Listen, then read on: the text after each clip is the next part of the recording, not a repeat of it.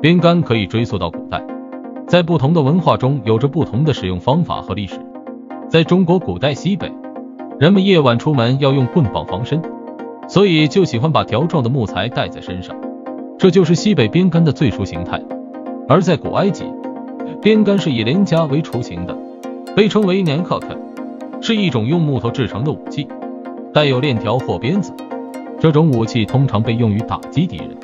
并在战斗中起到威慑作用。在古希腊，鞭杆被称为 kanton， 是一种由木头制成的长棍，带有鞭子或链条。这种武器通常被用于打击敌人，也可能被用于驱赶牛群。在其他文化中，兵器鞭杆也被广泛使用，并有着不同的名称和用途。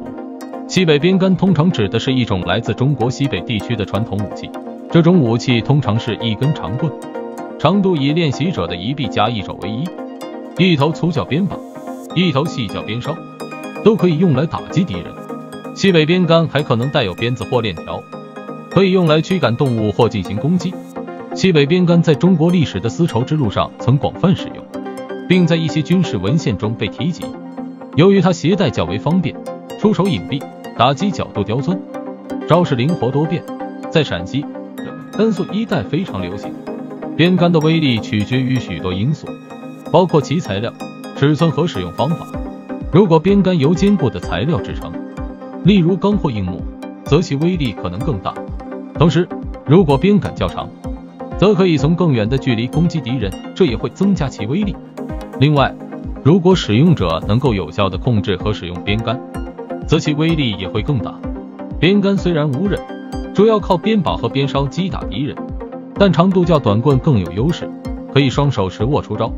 所以攻击线路更加丰富，让人难以琢磨。鞭杆虽然也是棍棒类，但和菲律宾短棍是两种不同的武器。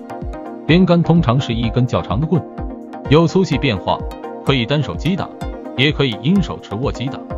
菲律宾短棍则是一种较短的木棍，一般长度在72厘米左右，可以单棍或双棍一起使用，用于菲律宾传统的格斗比赛。菲律宾短棍上手相对比较简单，可以以棍带刀练习，学会了短棍技法，单手刀、匕首、甩棍也可以同等使用。因此，鞭杆和菲律宾短棍在类型、用途和功能上有很大的不同。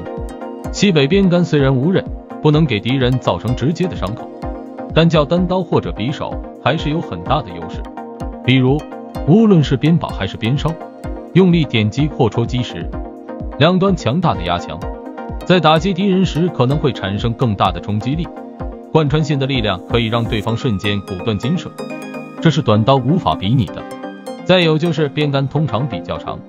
因此可以从更远的距离攻击敌人。一般的匕首、短刀、短棍都没有鞭杆的攻击范围长，所以在一定程度上可以很好的克制其他武器。而在外观上，鞭杆也能起到威慑作用，使敌人更难以抵抗。在实战中，鞭杆也并不是十全十美，在一些特定的环境下，它的缺点也是显而易见的，包括一、距离和范围，鞭杆比短棍或其他武器要长，但这也意味着使用者必须保持较远的距离才能使用它。在近距离或拥挤的环境中，鞭杆可能不是最优秀的武器。二、体型和力量，鞭杆虽然不是很重，但相比单手持握短棍和匕首来讲，就需要较强的肌肉力量才能使用它。对于身体较小或较弱的人来说，使用鞭杆可能会有困难。三、技术要求，鞭杆虽然是单体兵器，但招式灵活多变，正手、反手、点、戳、扫、撩、劈等变化多端，格斗时需要较高的技术水平，包括准确的身体协调能力、手眼协调能力和旋转技巧。对于没有足够训练的人来说，使用鞭杆就发挥不出它的最大威力。四、缺乏通用性，鞭杆格斗的技术和战术通常是针对使用鞭杆的情况下，因此在使用其他武器或在空手情况下可能会有劣势。五、易被对手抢走，由于鞭杆的长度较长，对手可能会试图抢走这种武器，从而使使用者失去武器的优势。这些劣势并不意味着鞭杆格斗不值得学习，但是它们可能会影响使用鞭杆格斗的效果或实用性。虽然我们在路边找到一根鞭杆很难，但找一个拖布把、找一个拍摄的三脚架，或者一个稍长一点的拐杖，关键时刻都可以是鞭杆的替代品。在面对危险时，依然可以用这些物品进行防身，达到自卫的目的。